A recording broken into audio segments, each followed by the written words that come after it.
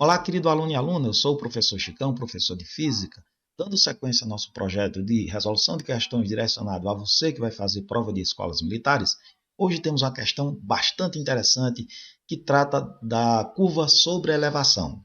Então, se você ainda não é inscrito em nosso canal, eu peço que se inscreva, ative o sino de notificações para serem lembrados quando vídeos novos forem lançados aqui no canal.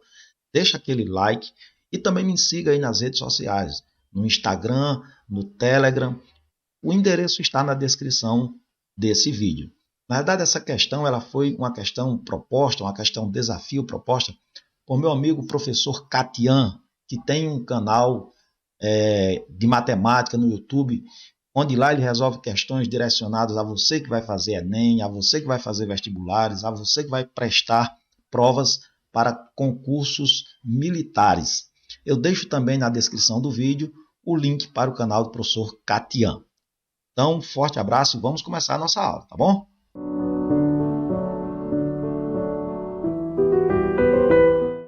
Então vamos à leitura da questão, retirar dela as informações necessárias e resolvê-la. Curvas com inclinação em circuitos automobilísticos são recomendadas para que a segurança dos carros sejam aumentadas quando eles se deslocam em alta velocidade, como por exemplo no Talladega Super Speedway, um circuito utilizado para corridas promovida pela NASCAR. Considere um carro como sendo um ponto material. Vamos lá, primeira coisa, vou considerar esse carro como sendo uma partícula, um ponto material, percorrendo uma pista de raio R, constante, e inclinação θ em relação à horizontal, sendo μ o coeficiente de atrito estático entre os pneus e a pista.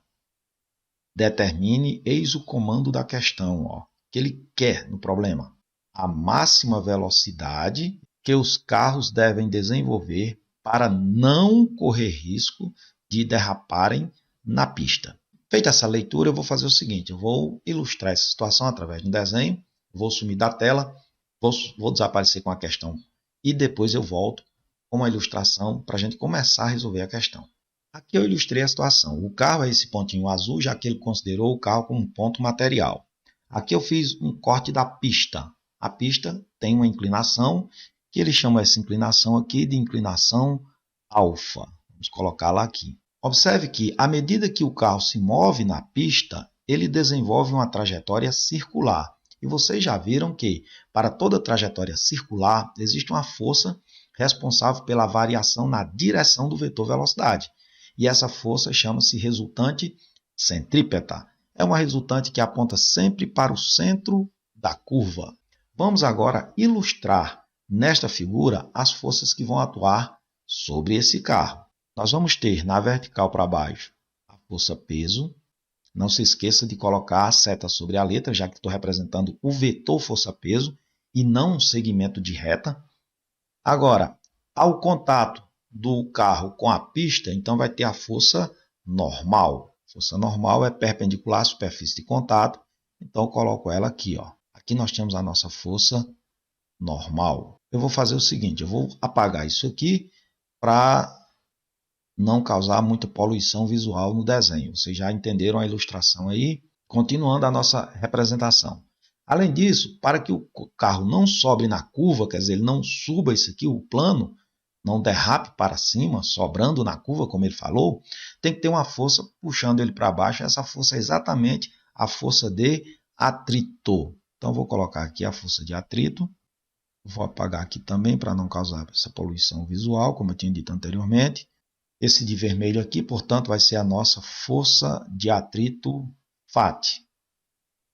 Uma setinha sobre ela, porque aqui é um vetor. Bom, então vamos fazer o seguinte, Agora vamos fazer o seguinte, observe que aqui eu tenho que fazer um processo matemático que é a decomposição vetorial, porque lembre-se que para o automóvel fazer a curva, tem que haver uma resultante centrípeta e essa resultante centrípeta aponta para o centro da curva. Então vou ter que colocar aqui, decompor isso aí em dois eixos. Um eixo que eu vou chamar de eixo X, que é onde vai estar a resultante centrípeta apontando para o centro, e um eixo vertical, que eu vou chamar de eixo Y. E veja que dessa forma o peso já está sobre o eixo Y, eu não tenho que decompor. Porém, a força de atrito e a normal estão inclinadas em relação ao eixo X, então vou ter que fazer uma decomposição vetorial. Para isso, precisamos encontrar alguns ângulos aqui. Vamos usar aqui de geometria para a gente descobrir isso aí. Primeiro aqui embaixo. O que vai acontecer aqui embaixo, galera do bem? Observe que se eu completar esse segmento aqui, com o peso, eu vou formar aqui um triângulo retângulo, em que eu tenho o ângulo θ, o ângulo de 90, e aqui em cima eu teria um ângulo, eu vou chamar de ângulo alfa. Pessoal, agora observem o seguinte. Esse triângulo formado aqui, pela lei angular de Thales, a soma dos ângulos internos tem que dar 180. Se aqui eu tenho 90, alfa mais θ também é 90. Se aqui é alfa, observe que aqui eu tenho o ângulo oposto pelo vértice a ele, então aqui também é alfa.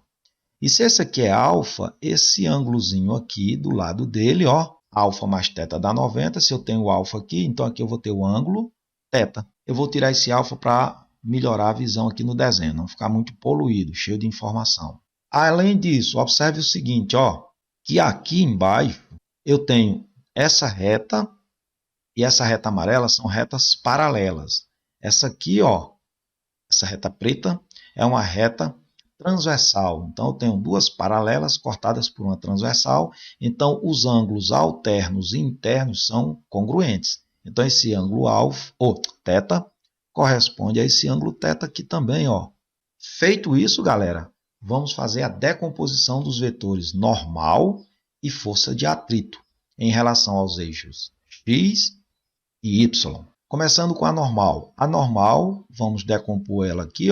Ela vai ter uma componente aqui no eixo vertical. Essa componente, vamos chamá-la de componente NY. E ela também vai ter uma componente aqui, na horizontal. Eu vou chamar isso aqui de componente NX, porque está sobre o eixo X. Beleza, Chicão. E agora, essa força de atrito? Vamos fazer algo semelhante. Vamos decompor a força de atrito, então ela vai ter uma componente para cá, para baixo, que eu estou colocando de verde. Essa componente eu vou chamá-la de força de atrito Y. E ela também vai ter uma componente aqui para cima, estou colocando aqui em cima, o desenho está cheio de coisa aí, né? Apesar de eu ter tentado limpá-lo ao máximo. Fica força de atrito, agora X. Para melhorar essa figura aqui, eu vou colocar só essas componentes aqui, representar aqui do lado para vocês. Quais são elas? Na vertical para cima eu tenho esse NY, é um vetor, não esqueça de colocar a seta. Na vertical para baixo nós temos a força peso e essa força de atrito. Então eu vou colocar aqui, é Y mesmo, está correto. Não esqueça a setinha. Na horizontal, quem que nós temos? Bom, na horizontal nós temos esse NX, que é a normal sobre o eixo X, vou colocar aqui. E temos também a componente da força de atrito. Então, eu vou colocar ela aqui, de verde também para cá.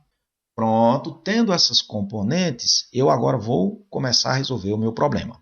Eu vou trabalhar então com os eixos horizontal e vertical. Vou afastar aqui o meu quadro.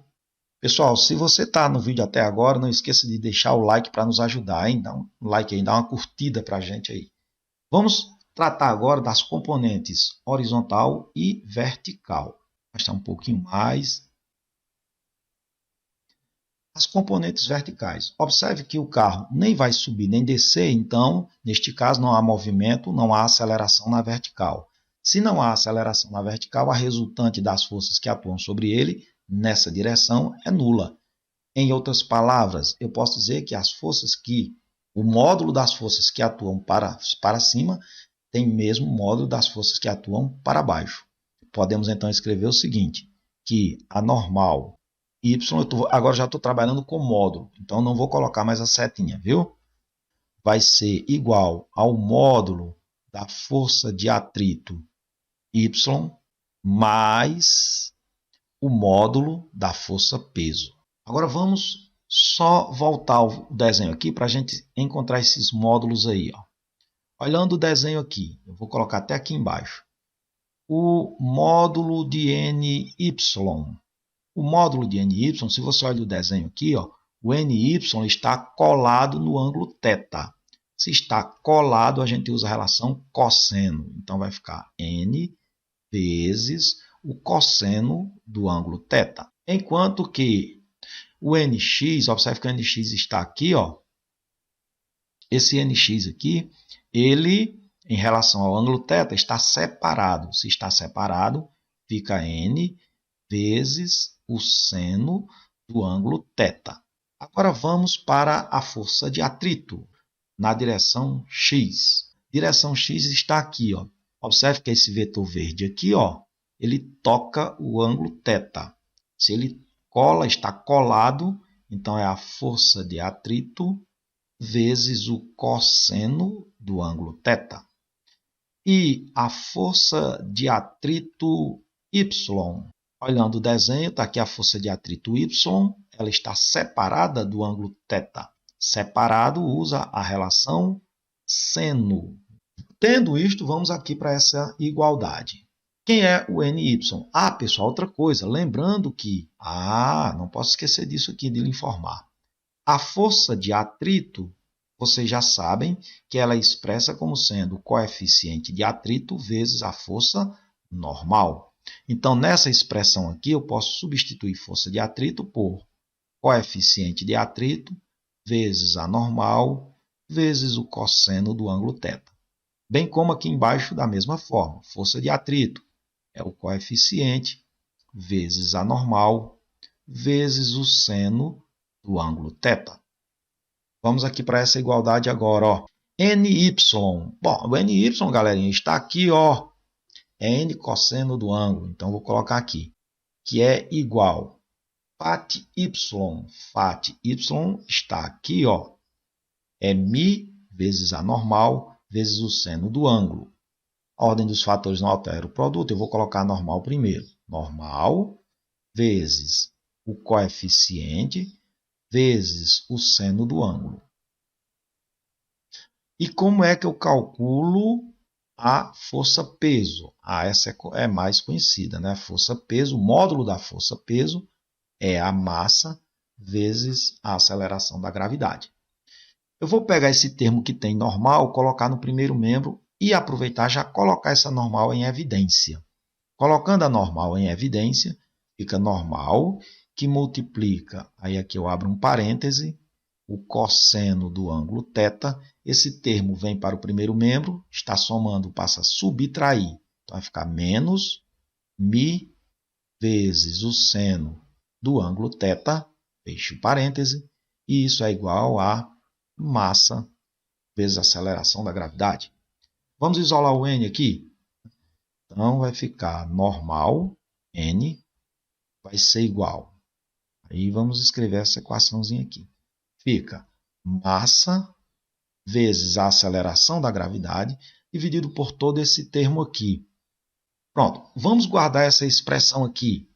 Agora eu vou fazer processo igual, agora com as componentes horizontais. Bom?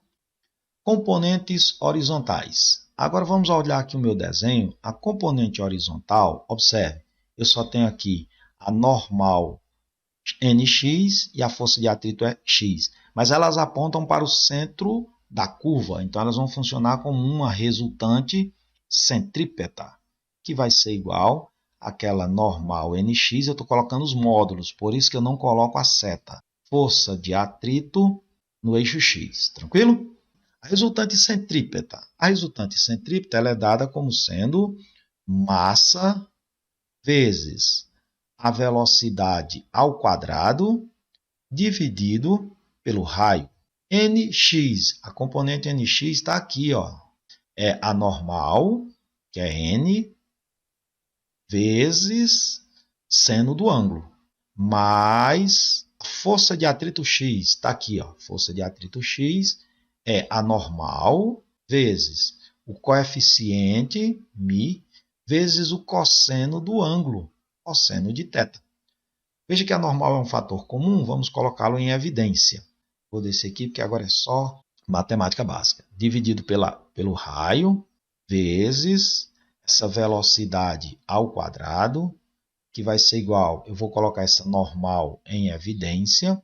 Quando eu coloco a normal em evidência, fica aqui agora, ó, seno do ângulo θ mais mi cosseno do ângulo θ. Mas veja que esse n, nós já isolamos ele aqui em cima, ó. Então, o n é tudo isso aqui. Eu vou, então, substituir ali. Eu vou pegar esse n aqui e substituir lá naquela expressão. Fica, então, repete aqui esse m sobre r.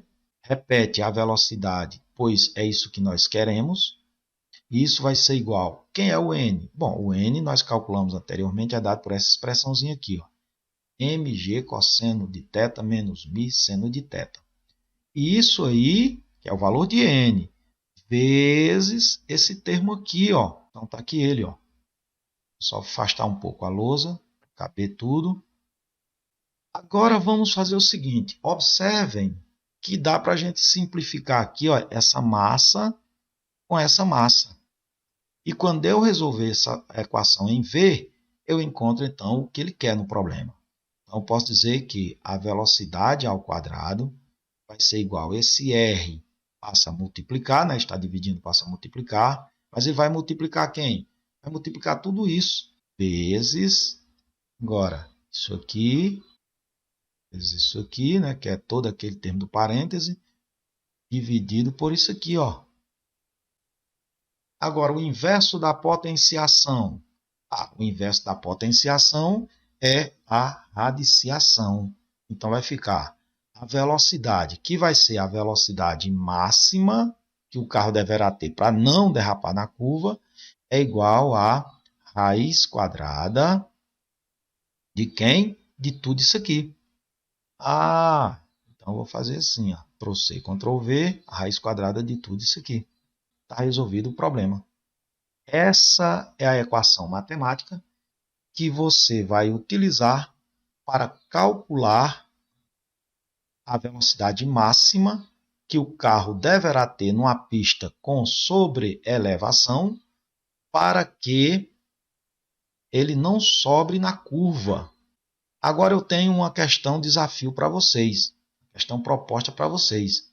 A questão proposta é a seguinte: essa situação que eu falei é aquela que você tem o seguinte, ó, nós temos aqui a rampa, vamos colocar aqui o ponto material, é aquela situação em que ele vai se mover, mas não vai subir aqui, ó, na rampa. Então, seria a situação de velocidade máxima.